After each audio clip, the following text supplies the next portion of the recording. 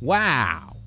Wow, I gotta be quiet because it is a chill stream now. I'll be reading The Hitchhiker's Guide to the Galaxy. Chapter 8 onwards. I don't know how many chapters I will read because I just finished 6 hours of playing Veils of Darkness. But it is okay. We will read at least some bits, right? Last we left off, what's their names? Ford and Arthur were on a Vogon ship, and the Earth exploded. They got captured by the Vogons, the really nasty frog slug creatures, the Vogons. They got read poetry and tormented. And we left off just as they were vented into space by the Vogons out of an airlock. So, let me just chug some water.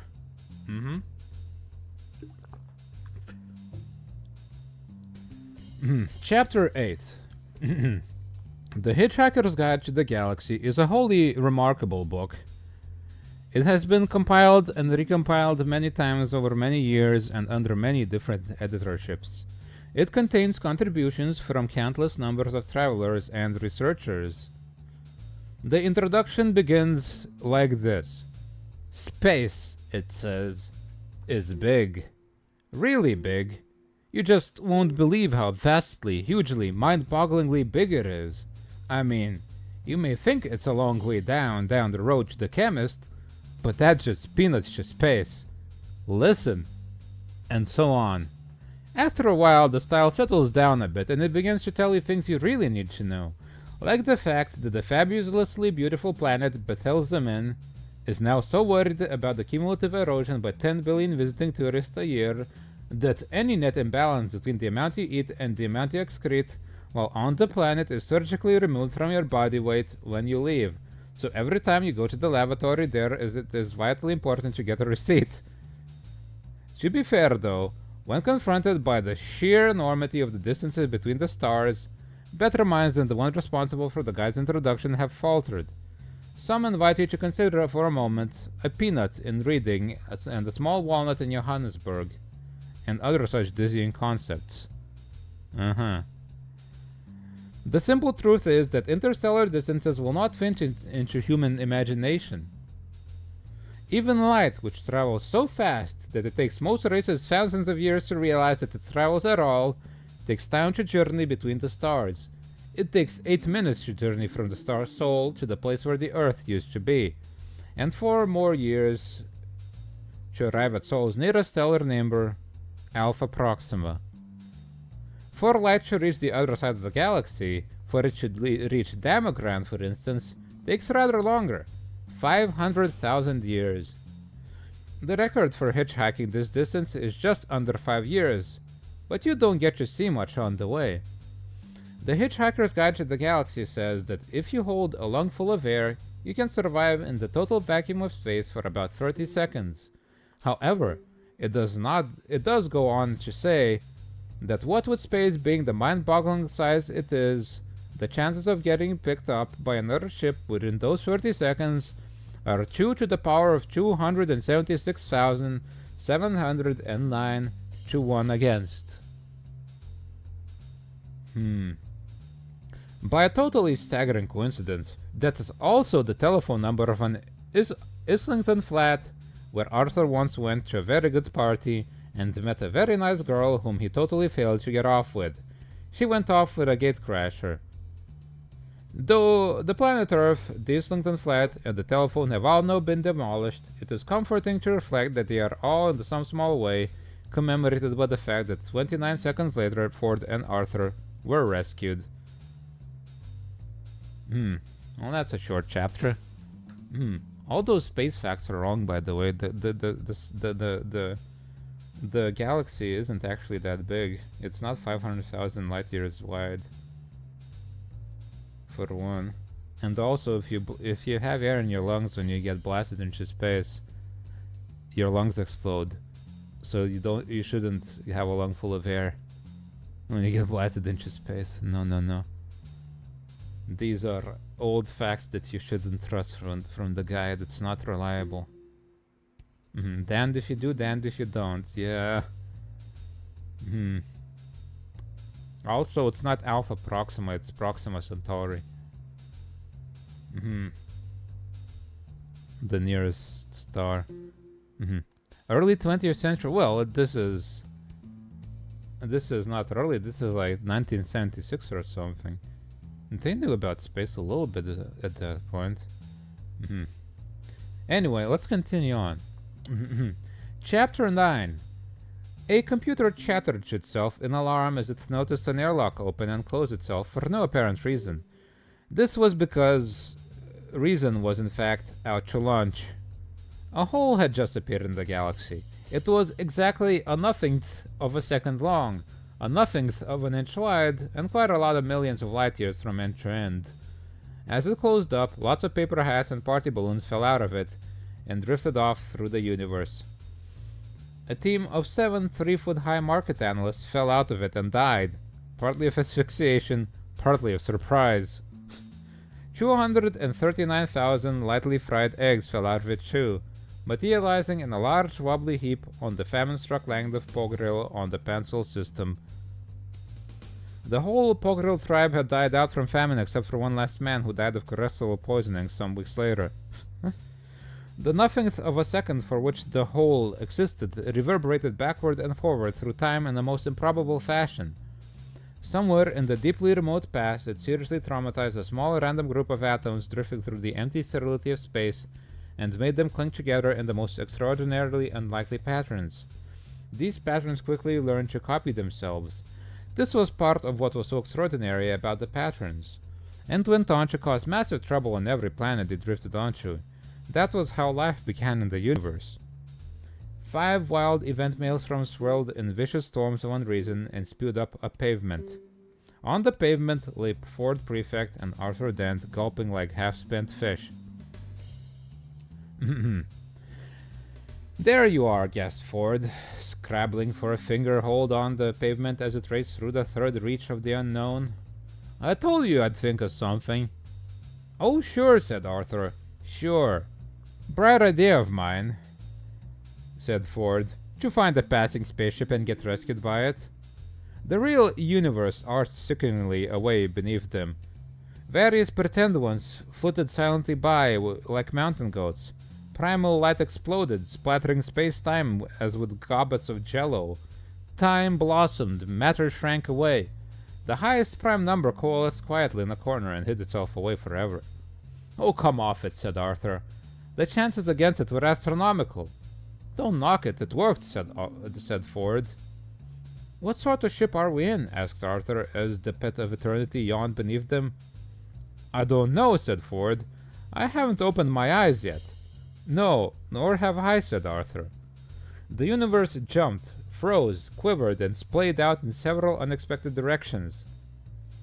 Arthur and Ford opened their eyes and looked about in considerable surprise. Good God, said Arthur. It looks just like the seafront at Southend. Hell, I'm relieved to hear you say that, said Ford. Why? Because I thought I must be going mad. Perhaps you are. Perhaps you only thought I said it. Ford thought about this. Well, did you say it, or didn't you? He asked. I think so, said Arthur. Well, perhaps we're both going mad. Yes, said Arthur. We'd be mad, all things considered, to think this was Southend. Well, do you think this is Southend? Oh, yes. So do I. Therefore we must be mad. Nice day for it. Yes, said a passing maniac. Who was that? Asked Arthur. Who? The man with the 5 heads and the elderberry bush full of skippers? Yes. I don't know. Just someone. Ah. They both sat on the pavement and watched with a certain unease as huge children bounced heavily along the sand and wild horses thundered through the sky, taking fresh supplies of reinforced railings to the uncertain areas. You know, said Arthur with a slight cough, if this is Southend, there's something very odd about it. You mean the way the sea stays steady as a rock and the buildings keep washing up and down? Said Ford. Yes, I thought that was all true, in fact. He continued as with a huge bang sudden split itself into 6 equal segments, which danced and spun giddily around each other in lewd and licentious formations. There is something altogether very strange going on. Wild yowling noises of pipes and strings seared through the wind. Hot donuts popped out of the road for 10 pence each. Horrid fish stormed out of the sky, and Arthur and Ford decided to make a run for it. They plunged through heavy walls of sound, mountains of archaic thought, valleys of mood music, bad shoe sessions, and foot-long bats, and suddenly heard the girl's voice.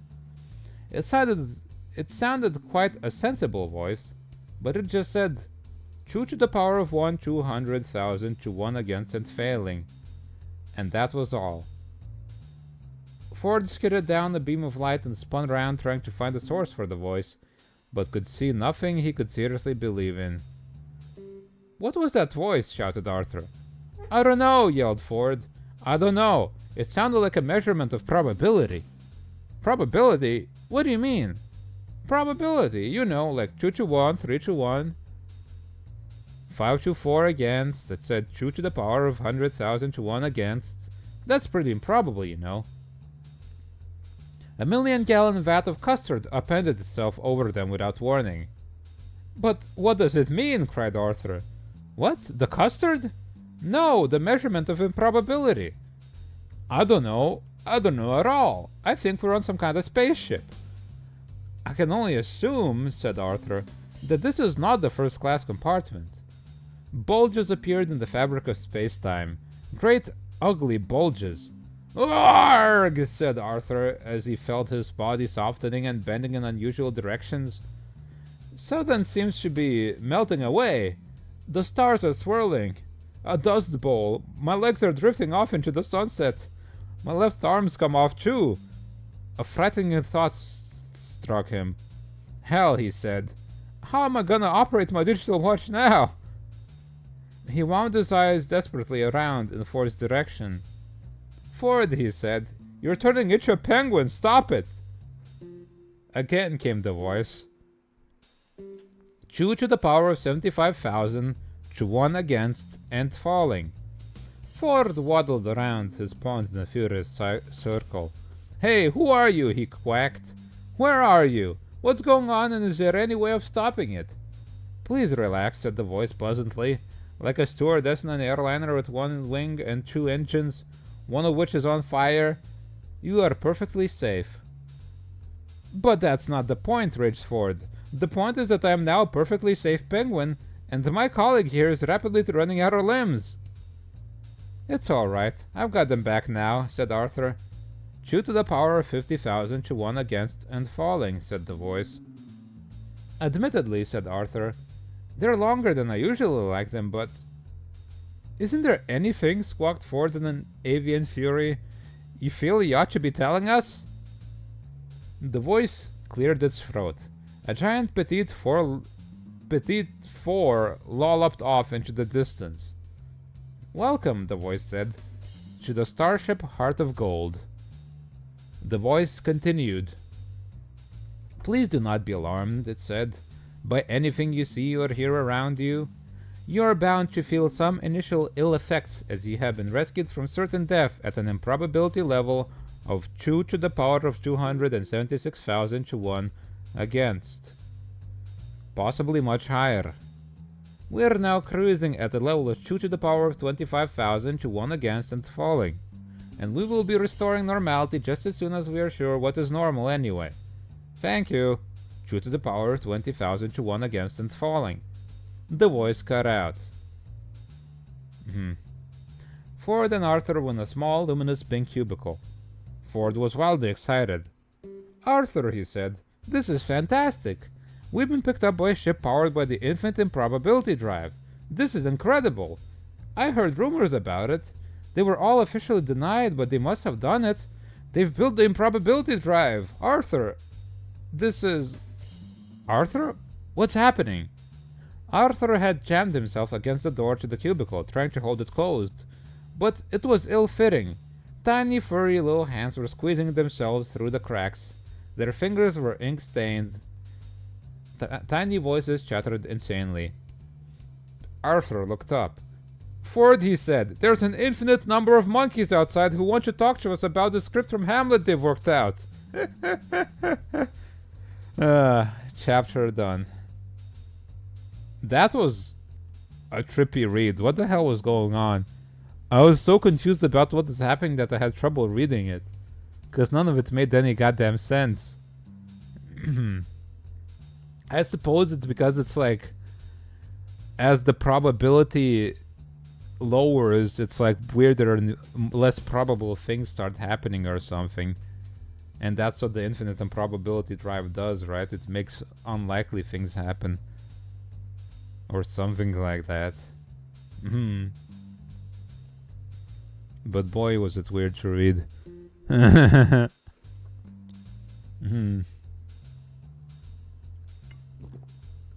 But good for the monkeys, they finally did it with their million typewriters. They've finally done it.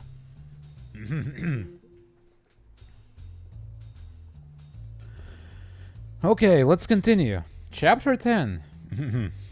The infinite improbability drive is a wonderful new method of crossing vast interstellar distances in a mere nothing of a second, without all that tedious mucking about in hyperspace. It was discovered by a lucky chance, and then developed into a governable form of propulsion by the Galactic Government's research team on Damogran. This, briefly, is the story of its discovery.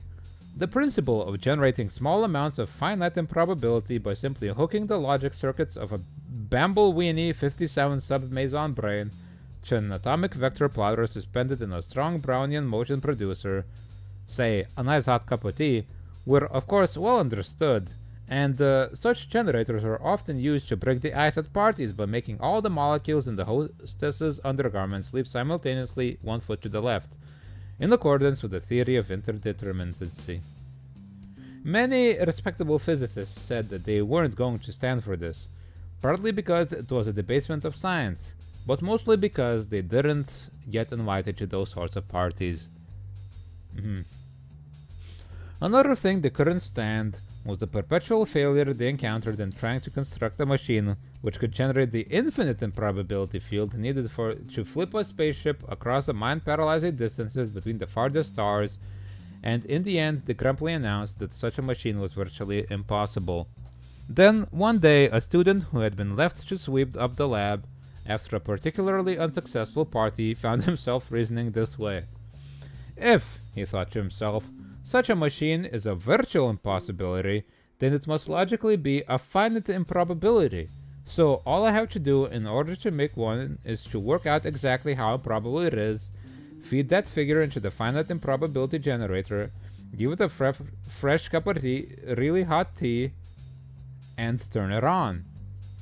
He did this, and was rather startled to discover that he had managed to create the long-sought-after golden infinite improbability generator out of thin air.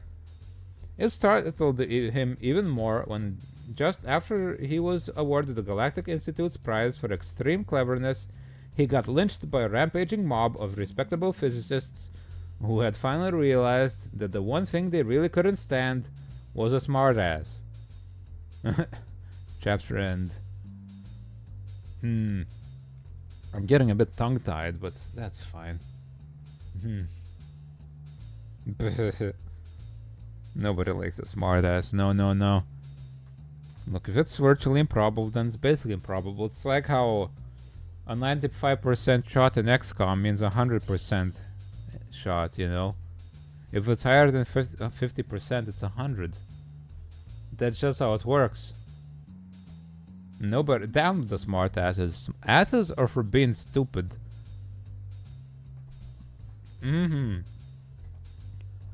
Chapter 11. The improbability-proof control cabin of the Heart of Gold looked like a perfectly conventional spaceship, except that it was perfectly clean because it was so new. Some of the control seats hadn't had the plastic wrapping taken off yet. The cabin was mostly white, oblong, and about the size of a smallish restaurant. In fact, it wasn't perfectly oblong. The two long walls were raked around in a slight parallel curve, and all the angles and corners of the cabin were contoured in excitingly chunky shapes. The truth of the matter is that it would have been a great deal simpler and more practical to build the cabin as an ordinary three-dimensional oblong room, but then the designers have got miserable.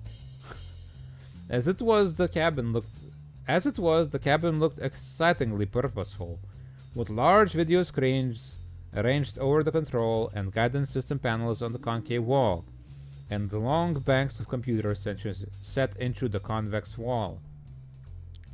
In one corner, a robot sat humped, its gleaming brushed steel head hanging loosely between its gleaming brushed steel knees. It too was fairly new, but though it was beautifully constructed and polished, it somehow looked as if the various parts of its more or less humanoid body didn't quite fit properly. And in fact, they fitted perfectly well, but something in its bearing suggested that they might have fitted better.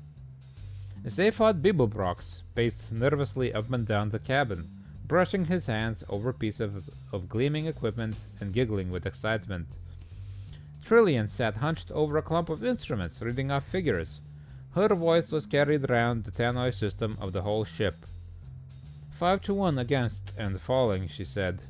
4-1 against and falling. 3-1, 2, 1. Probability factor of 1-1. We have normality. I repeat, we have normality. She turned her microphone off, then turned it back on, with a slight smile, and continued. Anything you still can't cope with is therefore your own problem. Please relax. You will be sent for soon. Zaphod burst out in annoyance. Who are they, Trillian? Trillian spun her seat round to face him and shrugged. Just a couple of guys we seem to have picked up in open space, she said. Section ZZ, plural Z Alpha. Yeah, well, that's a very sweet thought, Trillian, complained Zaphod. But do you really think it's wise under the circumstances? I mean, here we are on the run and everything. We must have the police of half the galaxy after us by now, and we stop to pick up hitchhikers. Okay, so 10 out of 10 for style, but minus several million for good thinking, yeah? He tapped irritably at a control panel. Trillian quietly moved his hand before he tapped anything important.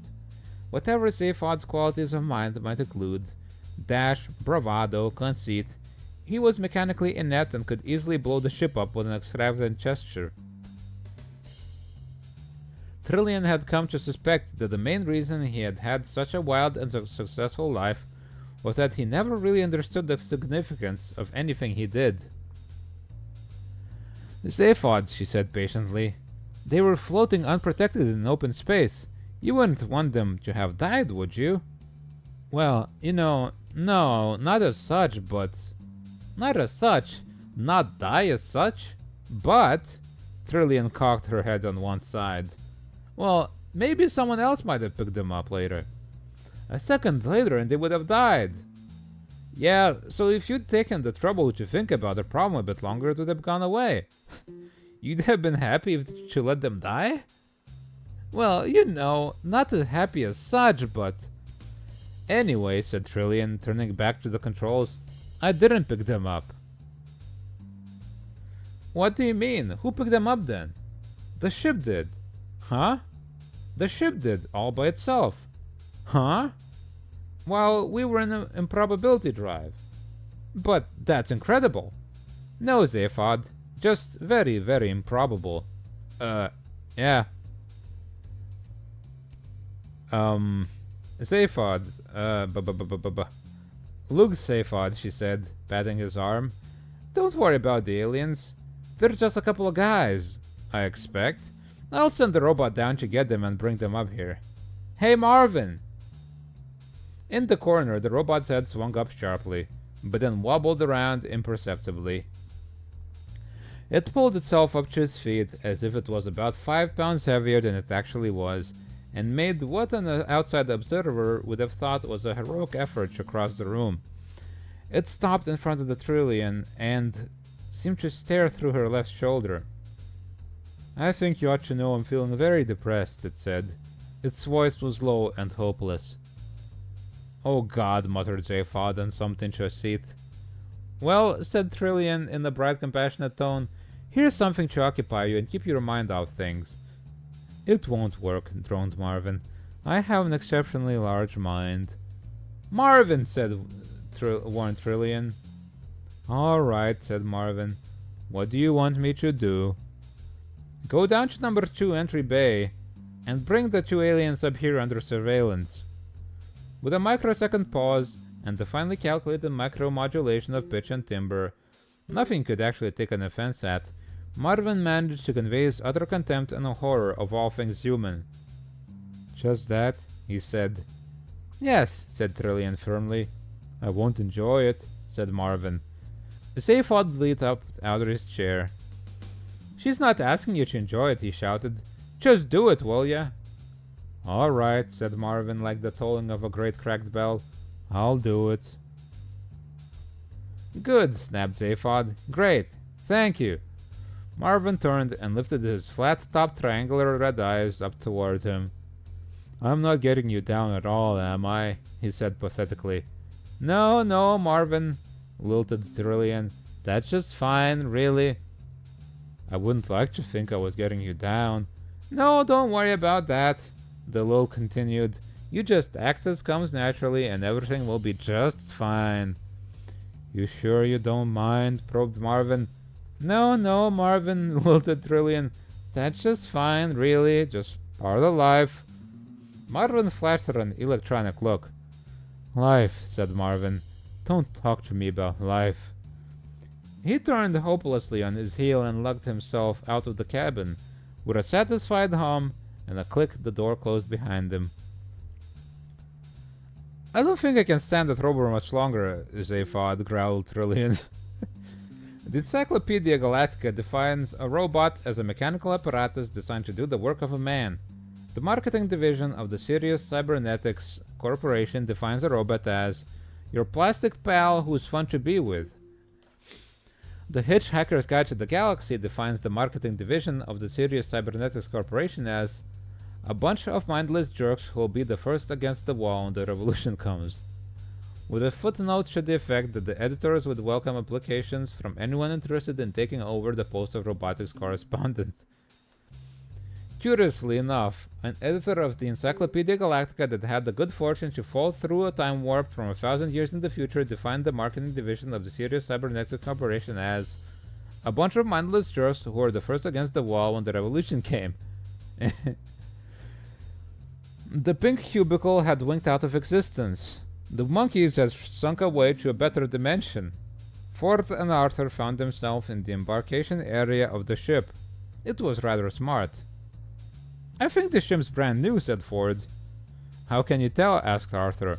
"Have you got some exotic device for measuring the age of metal?" "No, I just found this sales brochure lying on the floor. It's a lot of the universe can be yours stuff." "Ah, look, I was right." Ford jabbed at one of the pages and showed it to Arthur. It says, "Sensational new breakthrough in probability physics. As soon as the ship's drive reaches infinite improbability, it passes through every point in the universe. Be the envy of other major governments." Wow, this is big league stuff. Ford hunted excitedly through the technical specs of the ship, occasionally gasping with astonishment at what he read. Clearly, galactic astro technology had moved ahead during the years of his exile. Arthur listened for a short while, but being unable to understand the vast majority of what Ford was saying, he began to let his mind wander, trailing his fingers along the edge of an incomprehensible computer bank. He reached out and pressed an invitingly large red button on a nearby panel. The panel lit up with the words, "Please do not press this button again." He shook himself. "Listen," said Ford, who was still engrossed in the sales brochure. "They make a big thing of the ship's cybernetics. A new generation of Sirius Cybernetics Corporation robots and computers with a new GPP feature." "GPP feature," said Arthur. "What's that?" Oh, it says genuine people personalities. Oh, said Arthur. Sounds ghastly. A voice behind them said, It is. The voice was low and hopeless, and accompanied by a slight clanking sound. They spun around and saw an abject steel man standing hunched in the doorway. What? They said. Ghastly, continued Marvin. It all is. Absolutely ghastly. Just don't even talk about it. Look at this door, he said, stepping through it. The irony circuits cut into his voice modulator as he mimicked the style of the sales brochure. All the doors in the spaceship have a cheerful and sunny disposition. It is their pleasure to open for you, and their satisfaction to close again with the knowledge of a job well done. As the door closed behind them, it became apparent that it did indeed have a satisfied, sigh-like quality to it. "Ma," it said. Marvin regarded it with cold loathing, while his logic circuits chattered with disgust and tinkered with the concept of directing physical violence against it. Further circuits cut in saying, Why bother? What's the point? Nothing is worth getting involved in. Further circuits amused themselves by analyzing the molecular components of the door and of the humanoid's brain cells. For a quick encore, they measured the level of hydrogen emissions in the surrounding cubic parsec of space, and then shut down again in boredom. A spasm of despair shook the robot's body as he turned. Come on, he droned. I've been ordered to take you down to the bridge. Here I am, brain the size of a planet, and they ask me to take you down to the bridge. Call that job satisfaction, 'cause I don't. He turned and walked back to the hated door. Excuse me, said Ford, following after him. Which government owns this ship? Marvin ignored him. You watch this door, he muttered. It's about to open again. I can tell by the intolerable air of smugness it suddenly generates. With an ingratiating little whine, the door slid open again, and Marvin stomped through. Come on, he said. The others followed quickly, and the door slid back into place with pleased little clicks and whirs. Thank you, the marketing division of the Sirius Cybernetics Corporation, said Marvin, and trudged desolately up the gleaming curved corridor that stretched out before them. Let's build robots with genuine people personalities, they said. So they tried out with me. I'm a personality prototype. You can tell, can't you?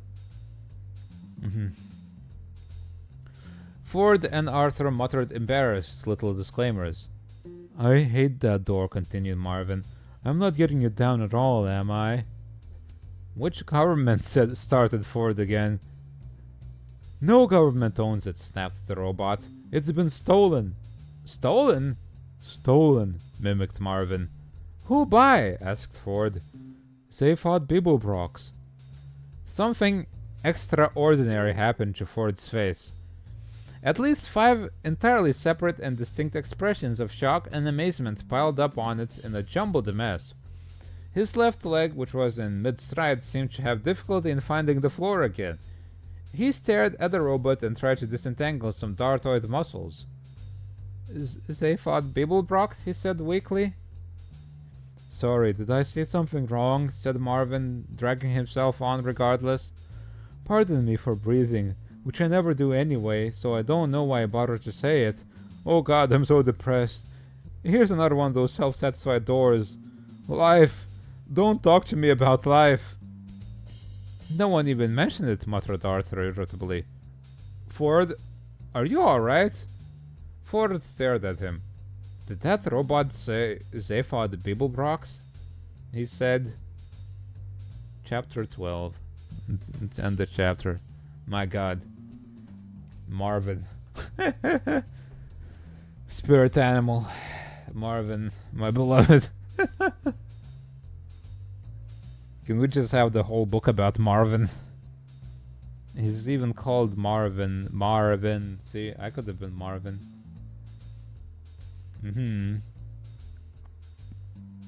He gets it. He gets the idea. I like the moaning doors. they're just so satisfied with their job well done of opening and closing that they just moan every time they do it.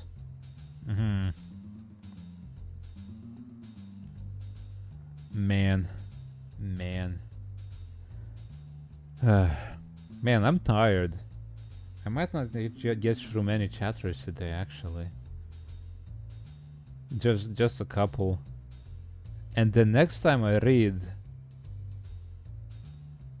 I think maybe I'll just leave the book reading stream for the whole day. And we get through a bunch of it. Yeah, that sounds good to me.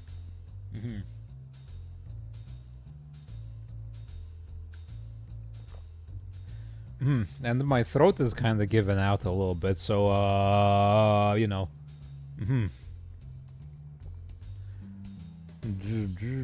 Chapter 12. A loud clatter of gunk music flooded through the Heart of Gold cabin as Zaphod searched the sub-ether radio wave bands for news of himself. The machine was rather difficult to operate. For years, radios had been operated by means of pressing buttons and turning dials. Then, as the technology became more sophisticated, the controls were made touch-sensitive. You merely had to brush the panels with your fingers. Now all you had to do was wave your hand in the general direction of the components and hope. It saved a lot of muscular expenditure, of course, but meant that you had to sit infuriatingly still if you wanted to keep listening to the same program. Zaphod waved a hand and the channel switched again. More gunk music. But this time it was a background to some news announcement. The news was always heavily edited to fit the rhythms of the music. And news reports brought to you here on the sub-ether wave band. Broadcasting around the galaxy around the clock, squawked a voice. And we'll be saying a big hello to all intelligent life forms everywhere. And to everyone else out there, the secret is to bang the rock together, guys. And of course, the big news story tonight is the sensational theft of the new improbability drive prototype ship by none other than Galactic President Zaphod Beeblebrox. And the question everyone's asking is, has the Big Z finally flipped? Beeblebrox, the man who invented the Pan-Galactic Gargle Blaster, ex-confidence trickster, once described by eccentric Columbus as the best bang since the Big One, and recently voted the worst dressed sentient being in the known universe for the 7th time. Has he got an answer this time? He asked his private brain care specialist Gag Halfront. The music swirled and died for a moment. Another voice broke in, presumably Halfront. He said, "Well, Zaphod's just this guy, you know." But got no further because an electric pencil flew across the cabin and through the radio's on-off sensitive airspace. Zaphod turned and glared at Trillian. She had thrown the pencil. "Hey," he said, "what'd you do that for?" Trillian was tapping her finger on the screen full of figures. "I've just thought of something," she said. "Yeah? Worth interrupting a news bulletin about me for?" "You hear enough about yourself as it is." "I'm very insecure, we know that. Can we drop your ego for a moment? This is important." "If there's anything more important than my ego around, I want it caught and shot now." Zaphod glared at her again, then laughed. "Listen," she said. "We picked up those couple of guys." "What couple of guys?" "The couple of guys we picked up." "Oh yeah," said Zaphod. "Those couple of guys.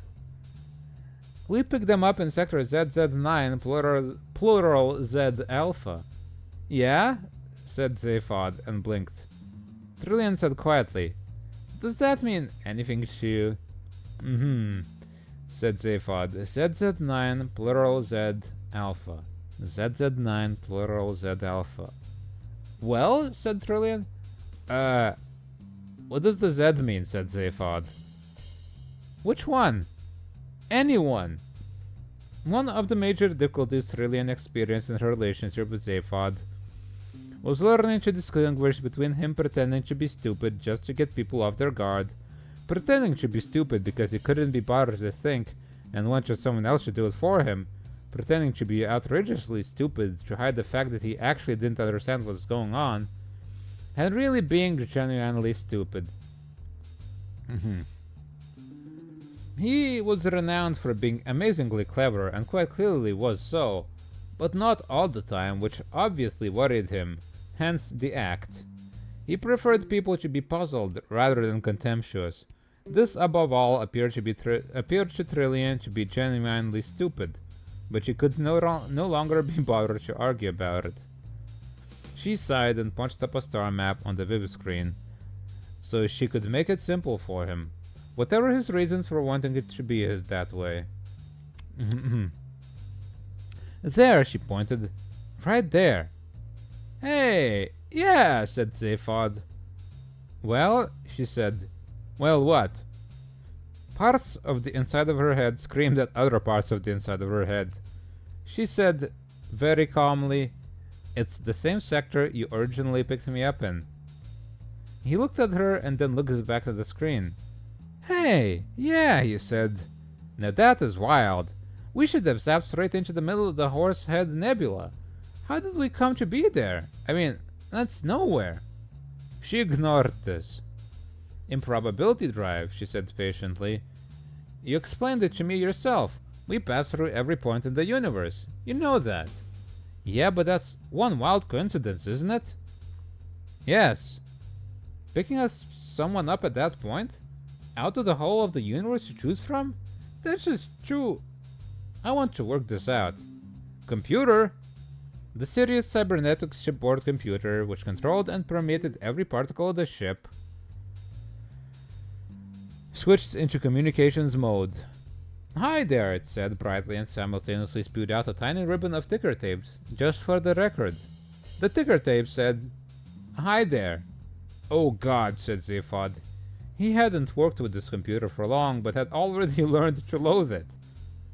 The computer continued, brash and cheery as if it were selling detergent.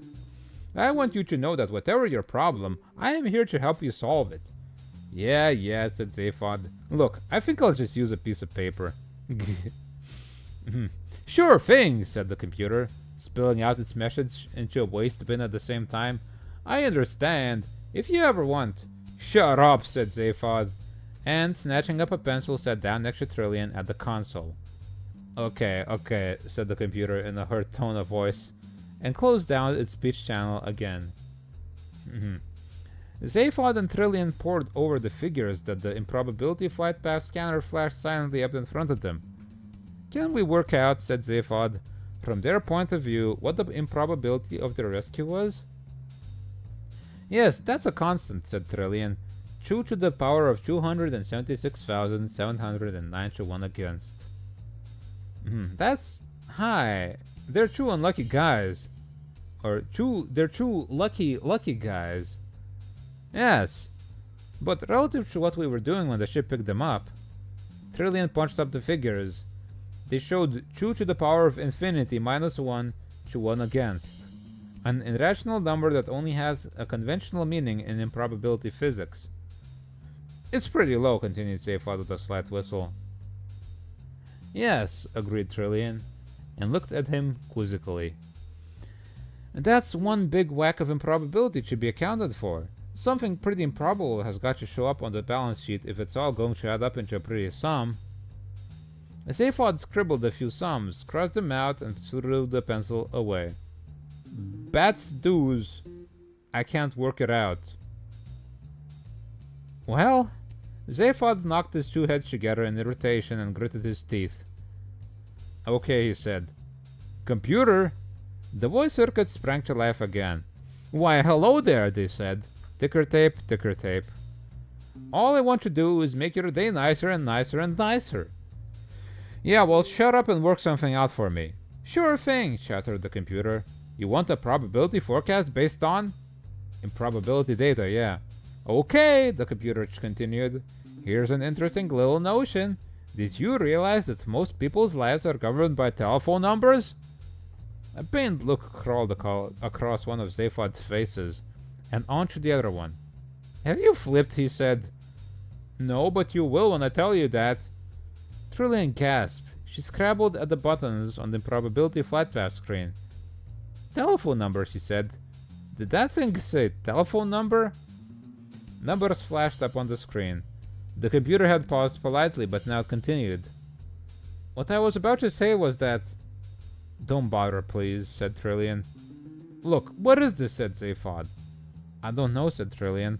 But those aliens, they're on the way up to the bridge with that wretched robot. Can we pick them up on any monitor cameras?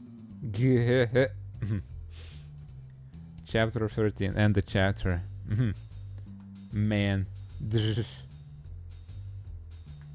Man, the stupid AI. It's like, it's very prescient, this book with the garbage UIs, the garbage interfaces that they're just evolved from simple knobs and buttons that you could press to like stupid stuff that you hate. Just like I have to tap different sides of the screen on my tablet to read the book. You know, and I can't just like, you know, flip the pages and stuff. I guess the digital books, what can you do? But like, I'd rather press a button. And the stupid AI that's potentially be friendly with you. Like how I hate how computers try to be friendly with you all the time. Like when you set up Windows and it's like, wait, please wait, we're getting things ready for you. Hold on just a moment. Readying your experience for your use. It just sucks. It's like they knew. My god. This is a huge long stream. Yeah, I'm fine. Summer, I'm just reading a book right now. I'm just reading a book. But I'll be stopping soon. Because I finished the game and still had the book left to read today on my schedule, so I want to read at least a little bit of it. A book? Yes, I'm reading The Hitchhiker's Guide to the Galaxy. Yes. Ain't that something? So yeah, I'm just gonna read one more chapter, I think, and I don't think they have many. They've been about 6 hours in general, about on average. Based on my last month's stats, I think they have been about on average about 6 hours. I've been trying to intentionally cut them down most of the time. The only ones that last longer are Disco Elysium, I think, this time, and these reading ones. And I guess Neo a little bit because I wanted to finish that game. But otherwise, I don't think they have been much longer.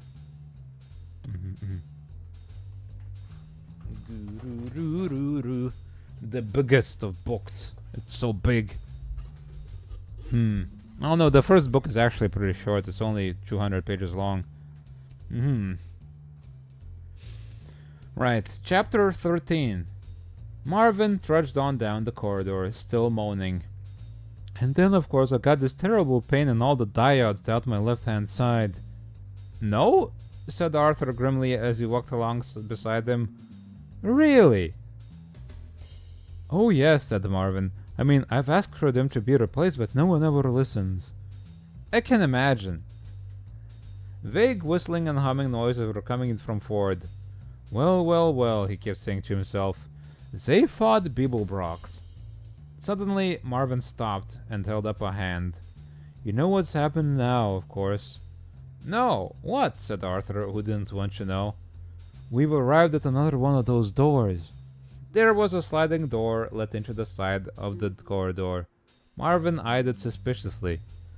Well, said Ford impatiently, do we go through? Do we go through? Mimicked Marvin. Yes, this is the entrance to the bridge. I was told to take you to the bridge, probably the highest demand that will be made on my intellectual capacities today. I shouldn't wonder. Slowly, with great loathing, he stepped towards the door like a hunter stalking his prey. Suddenly, it slid open. Thank you, it said, for making a simple door very happy. Deep in Marvin's thorax, gears ground. Funny, he intoned funerarily. How just when you think life can't possibly get any worse, it suddenly does. He heaved himself through the door and left Ford and Arthur staring at each other and shrugging their shoulders. From inside they heard Marvin's voice again.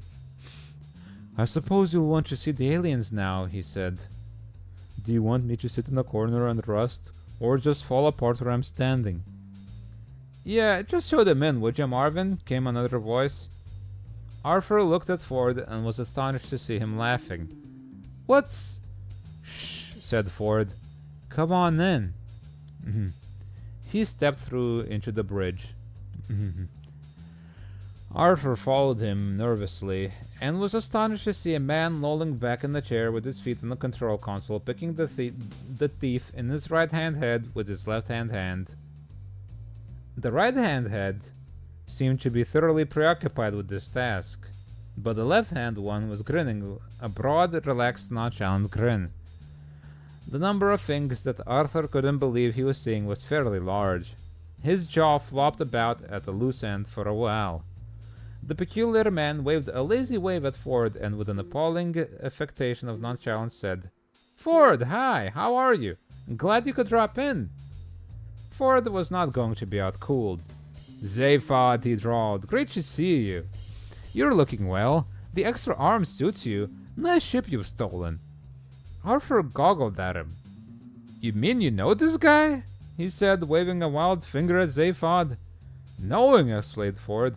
He paused, and decided to do the introductions the other way around.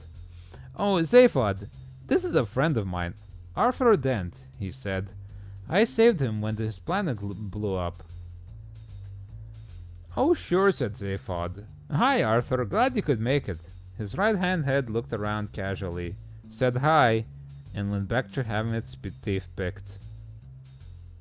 Ford carried on. And Arthur, he said, this is my semi-cousin Zaphod Beeb. We've met, said Arthur sharply. When you're cruising down the road in the fast lane, and you lazily sail past a few hard-driving cars, and are feeling pretty pleased with yourself, and then accidentally change down from fourth to first, instead of third, thus making your engine leap out of your hood in a rather ugly mess, it tends to throw you off your stride in much the same way that this remark threw Ford Prefect off his. What? He said. I said we've met. Zaphod gave an awkward start of surprise and jabbed the gum sharply. Hey, have we? Hey, Ford rounded on Arthur with an angry flash in his eyes. Now he felt he was back on home ground. He suddenly began to resent having lumbered himself with this ignorant primitive who knew as much about the affairs of the galaxy as an Ilford-based gnat knew about life in Pekin. What do you mean you've met? He demanded. This is Zaphod Beeblebrox from Beetlejuice 5. You know, not Bloody Martin Smith from Cryodon. I don't care, said Arthur coldly. We've met, haven't we, Zaphod Beeblebrox? Or should I say, Phil. What? Shouted Ford. You'll have to remind me, said Zaphod. I have a terrible memory for species. It was at a party, pursued Arthur. Yeah, well, I doubt that, said Zaphod. Call it, will ya, Arthur? Demanded Ford. Arthur would not be deterred. A party 6 months ago, on Earth, England. Zaphod shook his head with a tight-lipped smile. London, insisted Arthur. Islington. Oh, said Zaphod with a guilty start. That party. This wasn't fair on Ford at all. He looked backward and forward between Arthur and Zaphod. What? He said to Zaphod. You don't mean to say you've been on that miserable little planet as well, do you? No, of course not, said Zaphod breezily. Well, I may have just dropped in briefly, you know, on my way somewhere. But I was stuck there for 15 years. Well, I didn't know that, did I? But what were you doing there? Looking around, you know. He gate-crashed the party, said Arthur, trembling with anger. A fancy dress party. It would have to be, wouldn't it? Said Ford. At this party, persisted Arthur. Was the girl? Oh, well, look, it doesn't matter now. The whole place has gone up in smoke anyway. I wish you'd stop talking about that bloody planet, said Ford. Who was the lady? Oh, just somebody. Well, alright, I wasn't going very well with her. I'd been trying all evening. Hell, she was something, though. Beautiful, charming, devastatingly intelligent. At least I'd got her to myself for a bit and was plying her with a bit of talk when this friend of yours barges up and says, Hey doll, is this guy boring you? Why don't you talk to me instead? I'm from a different planet. I never saw her again. Zaphod? Exclaimed Ford. Yes, said Arthur, glaring at him and trying not to feel foolish. He only had the 2 arms and the 1 head, and he called himself Phil, but you must admit he did turn out to be from another planet, said Trillian, wandering into sight at the other end of the bridge. She gave Arthur a pleasant smile, which settled on him like a ton of bricks, and then turned her attention to the ship's controls again. There was silence for a few seconds, and then out of the scrambled mess of Arthur's brain crawled some words. Trisha Macmillan? He said. What are you doing here? Same as you, she said. I hitched a lift. After all, with a degree in math and another in astrophysics, what else was there to do? It was either that or the dole queue again on Monday. Infinity -1, chattered the computer. Improbability sum now complete. Zaphod looked at him, at Ford, at Arthur, and then at Trillian. Trillian, he said. Is this some sort of thing going to happen every time we use the improbability drive? Very probably, I'm afraid, she said. Yeah. Well, that was fun. I'm from another planet. You think that would work on somebody, that kind of pickup line? You just walk up to somebody at a party and you go, Hello, I'm from another planet. Would you like to see what's in my pants? And do you think the ladies would love it? Somebody go try it at a party and tell me. No, I don't need it. I don't need that help. It's fine. But I'm curious if it would work. Somebody, and if it works, you can credit me for helping you find that special somebody. It depends on the party. I don't suppose you'd want to like go to somebody's wedding party and do that. But maybe it was like a rave or something, you could maybe succeed. You know? Or like maybe don't go to your workplace party and tell that to your boss. There's a lot of factors to consider. Okay, there's a lot of people. You know, if each one of my followers, each one of my marbles, okay, I send you off on a mission. Everybody go to a different party and find that one person and tell them this line. We need to find the stats here. Okay. It's not impossible. You could say it's not improbable. Oh ho ho ho ho. Oh ho ho. But anyway, that's about as much as I can read for today. My throat is giving out. My head is like floaty, and I'm tired, and I should probably rest now, because it's almost 8 hours of stream. And raging at the end of Veil of Darkness kind of took a lot out of me, I think. It did.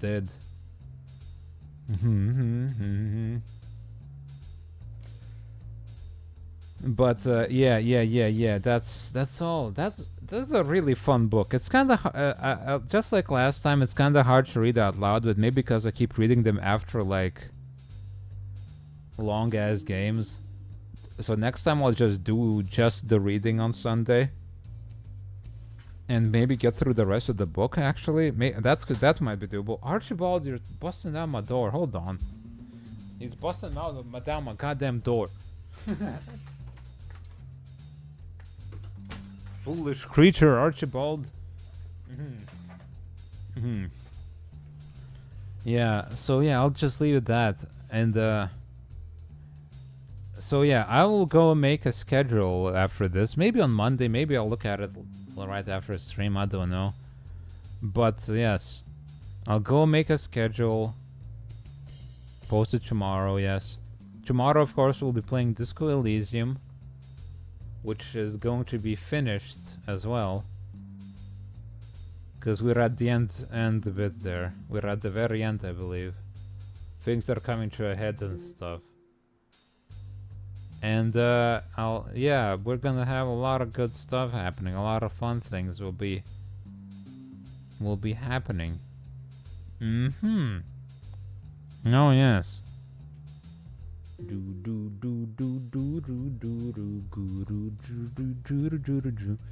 Right, so that's all I gotta say, I suppose. Let me just hold on. I got all my windows shuffled weird because I rearranged them for my stream for reading. Cause it's easier to look at my meters and stuff and chat if it's right in front of my face instead of to the side, you know. Let's go say hi to Codename Echo. Playing Dark Souls 2. Mm-hmm. The most underappreciated of all Dark Souls. And I can understand why. But it's still a good game. Mm-hmm. Yes. I'm so glad I managed to finish Veil of Darkness. I would have been so damn sad if I couldn't. Because of some glitch or something, but no, it just didn't check that one room. Mm-hmm. Yeah. Thanks everybody for being here. Thanks to Momo and Chichi for the raids again. It was very nice. Mm-hmm. Mm-hmm. I'm still reeling from the goddamn Racing Lagoon, but I'll forget this come next week when I start a whole bunch of new games, I'm sure. Screw that game. So much style ruined in an instant. It just vanished. I got these throat medicines that I gotta gobble down. Thankfully I ate before stream, so I'm not really hungry or anything, so it's fine. And I can just chill and rest. Yeah. Maybe work on stream stuff if I figure something out. Yeah. That is all. That is the gist of it. That is everything. You forgot you don't know, so I'll go eat. Bye.